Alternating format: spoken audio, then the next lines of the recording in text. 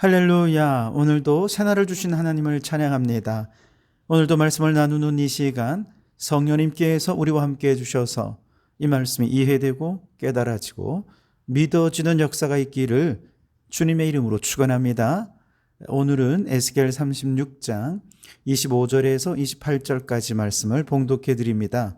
하나님의 말씀을 경청하시기 바랍니다.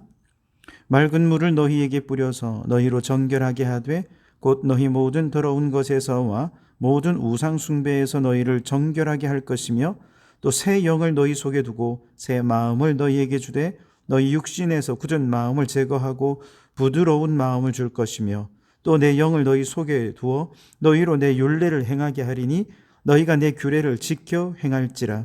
내가 너희 조상들에게 준 땅에서 너희가 거주하면서 내 백성이 되고 나는 너희 하나님이 되리라. 아멘. 오늘도 이 말씀을 통해 우리에게 주시는 하나님의 음성을 듣게 되기를 바랍니다. 사람의 모든 말과 행동은 그 마음에서부터 나오지요. 그가 어떤 마음을 가졌는가 하는 것에 따라서 그의 입에서 나오는 말과 그의 행동이 결정이 되는 겁니다. 그래서 예수님께서는 입으로 들어가는 것이 그 사람을 더럽게 하는 것이 아니라 입에서 나오는 것이 그 사람을 더럽게 한다라고 말씀하셨죠. 즉 마음이 없이 그저 형식적인 신앙에 치우친 저 바리새인들과 서기관들을 그렇게 꾸짖으신 것입니다. 자, 그렇기 때문에 우리의 인생이 정말로 달라지고 싶다면 먼저 마음이 달라져야 하는 것이죠. 병을 제대로 고치려면 병의 증상만 고치는 것이 아니라 병의 원인을 바로 알아서 그 원인을 제거해야 하는 것처럼 우리의 행동이 달라지고 말이 달라지고 삶이 달라지기 위해서는 가장 근본이 되는 마음이 먼저 달라져야 하는 것이죠. 자, 지난 시간에는 에돔의 완전한 멸망을 예언하면서 궁극적으로 모든 악한 세력들이 완전히 멸망하고 심판받아야 하나님의 택하신 백성들이 완전히 구원받고 회복될 수 있다라고 하는 것에 대해 예언을 하셨죠. 그리고 이제 오늘 36장으로 넘어오면 이스라엘의 산과 이스라엘의 백성들의 회복을 예언하시는데요. 15절까지 1절에서 15절까지 앞부분에는 이스라엘의 산들을 향해 회복을 예언하십니다. 8절을 보시면 그러나 너희 이스라엘 산들아 너희는 가지를 내고 내 백성 이스라엘을 위하여 열매를 맺으리니 그들이 올 때가 가까이 이르렀음이라 그랬습니다. 그들이 올 때가 가까웠다. 이 무슨 말입니까? 이스라엘이 저 바벨론 포로로 끌려갔던 포로 생활을 마치고 다시 돌아올 때가 가까웠다는 얘기죠. 그때에 이스라엘의 땅도 산도 들판도 다 회복되어서 그 땅은 옥토가 되고 나무들은 열매 맺고 땅은 풍성한 소산을 내게 될 것이다 라고 말씀하시는 겁니다. 이 회복의 약속이 성취될 수 있는 궁극적인 이유가 뭐냐? 9절에 보시면 내가 돌이켜 너희와 함께 하리니 사람이 너희를 갈고 심을 것이다 그렇게 말씀하십니다. 즉 하나님이 함께 하시니 이 회복의 약속은 반드시 성취될 것이다 라는 거죠. 땅도 하나님이 함께 하시니 기름진 옥토가 됩니다. 그러나 하나님이 함께 하지 않으면 황무하고 황폐한 땅이 되고 말죠. 우리 인생도 마찬가지입니다. 하나님께서 함께 하시는 인생, 그 삶이 윤택하고 아름답고 풍요롭습니다.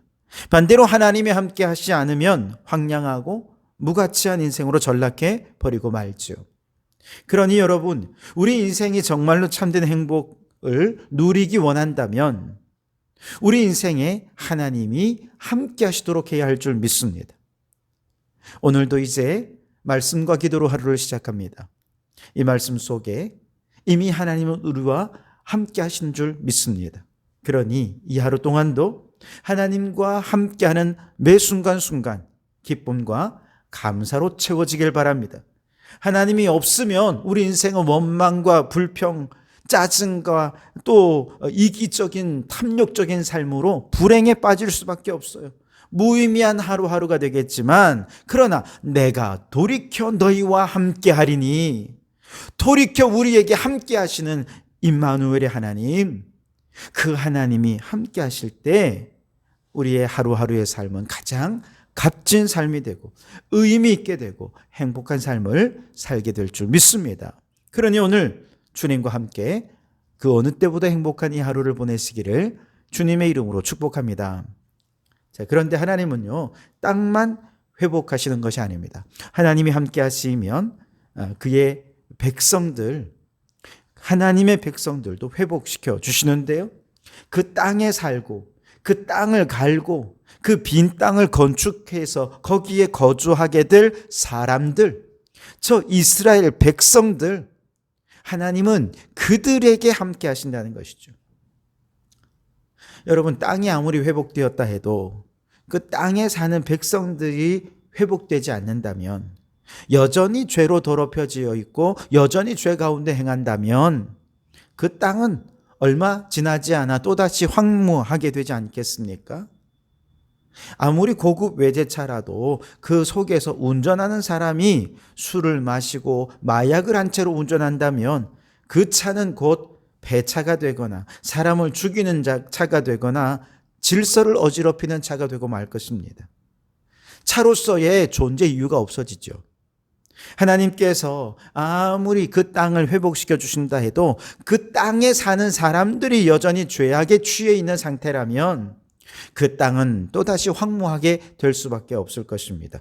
그래서 이번에는 하나님께서 그 땅에만 함께 하시는 것이 아니라 그 백성들에게도 함께 하셔서 그 백성들이 돌아와서 그 나라를 회복시키게 될 것을 예언하셨는데요, 이때 돌아온 백성들이 여전히 죄를 지으며 땅을 황폐하게 할지, 아니면 온전히 돌이켜서 하나님의 영광을 나타내고 하나님의 나라를 세우는 삶을 살지, 여러분, 무엇이 결정할까요? 백성들의 마음이 결정하는 것입니다. 그래서 하나님께서는 이 백성들과 함께 하시는데 어디에 함께 하시느냐? 마음에 함께 하신다는 것이죠. 행위에 함께 하시는 것이 아니라 마음에 함께 하시기로 결정하신 것이죠. 어떻게 그들의 마음에 함께 하십니까? 새 영을 그 마음에 둠으로써 하나님은 함께 하십니다. 26절에 보시면 또 새 영을 너희 속에 두고 새 마음을 너희에게 주되 너희 육신에서 굳은 마음을 제거하고 부드러운 마음을 줄 것이며 그랬습니다. 여러분, 우리가 하나님의 은혜를 사모하고 하나님의 복을 사모하는 것 너무나도 소중합니다만, 그보다 더 사모해야 할 것은 새 영으로 새 마음을 회복하는 것입니다. 성령님이 내 마음에 오시는 것입니다. 왜냐하면 아무리 우리가 은혜를 받고 복을 받아도 내 마음에 성령님이 함께하지 않고 성령으로 말미암아 그 마음에 거룩한 변화가 나타나지 않는다면 그는 여전히 굳은 마음이고 죄를 행하게 되고, 그 마음이라고 한다면 받은 은혜 다 놓쳐버려요. 받은 복도 다 쏟아버립니다. 결국 그의 인생은 황무한 인생이 되고 마는 거지요. 그런데 하나님께서 영으로 그 백성들의 마음에 들어오셔서 함께 하신다면 그들의 눈에 보이는 행위를 고치기 전에 먼저 그들의 마음을 고쳐주십니다. 그들의 마음에서 굳은 마음, 부정적인 마음, 악한 마음, 원망과 불평의 마음, 이기적이고 탐욕적인 마음들을 성령님께서 하나하나 기경해 주십니다. 변화시켜 주십니다. 그리고 그 마음 부드럽게 해주시고요, 선한 마음 갖게 해주시고 사랑의 마음 되게 해주시고 항상 기뻐하고 범사에 감사하는 마음으로 충만하게 해주시는 것입니다. 이 굳은 마음을 제거하기 위해 성령님께서 우리의 마음에서 행하시는 가장 중요한 일은 뭐냐? 우리의 마음에 맑은 물을 뿌리는 것입니다. 맑은 물을 뿌리는 거예요. 25절에 맑은 물을 너희에게 뿌려서 너희로 정결하게 하되 곧 너희 모든 더러운 것에서와 모든 우상 숭배에서 너희를 정결하게 할 것이며 그랬습니다.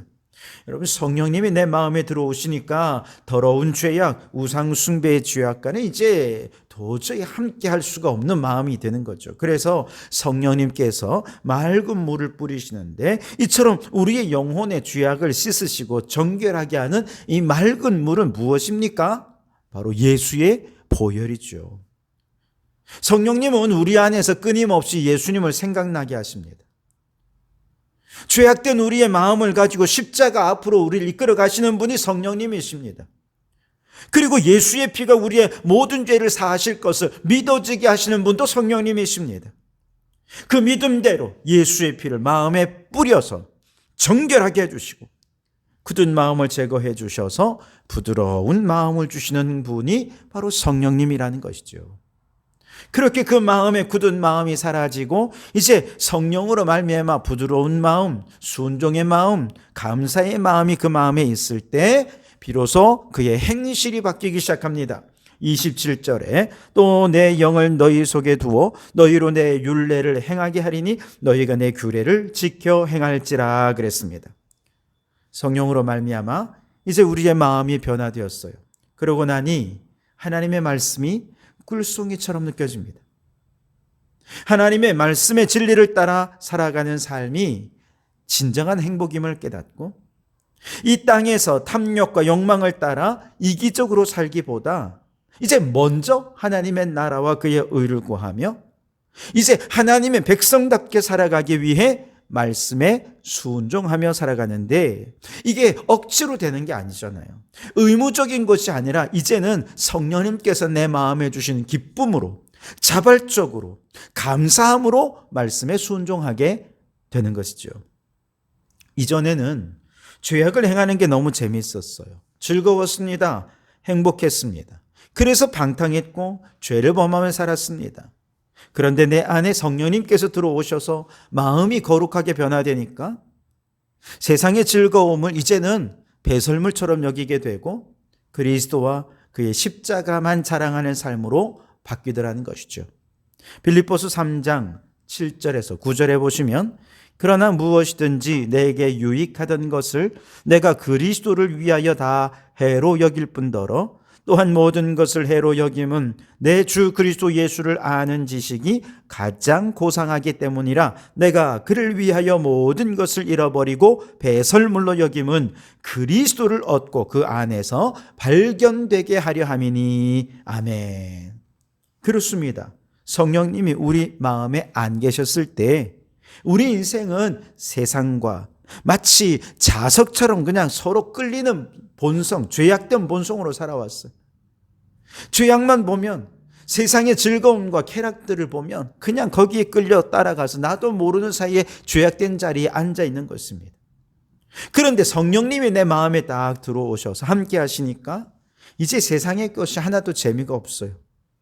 오히려 배설물처럼 여겨지게 되고 예수 안에서 이제 오직 말씀 안에서 오직 믿음 안에서 참 기쁨, 참 행복, 참 삶의 의미를 누리면서 거듭난 제2의 인생을 살게 되는 것이죠. 여러분, 하나님이 이 세상을 거룩한 하나님의 나라로 변화시켜 주시기 원하십니다. 이를 위해서 반드시 먼저 사람들의 마음이 변화되어야 합니다. 마음이 변화되어야 인생이 변하고 사람이 변화야 세상이 변화되는 것입니다. 그래서 우리가 예수님을 믿을 때 성령님이 우리의 마음에 들어오셔서 새 마음을 주십니다. 그러니 이제 성령님께 우리의 모든 삶의 주권을 맡기고 주님의 명령에 순종함으로 우리가 살고 있는 모든 가정, 직장, 교회, 어디서든 하나님이 다스리시는 하나님의 나라를 이루어가는 하나님 나라의 일꾼들이 되시기를 주님의 이름으로 축원합니다. 기도하겠습니다. 하나님, 죄 많은 이 세상을 반드시 회복시키리라 약속해 주시니 감사합니다. 이 땅을 하나님의 나라로 회복시키기 위해 먼저 사람의 마음이 달라져야 하겠습니다.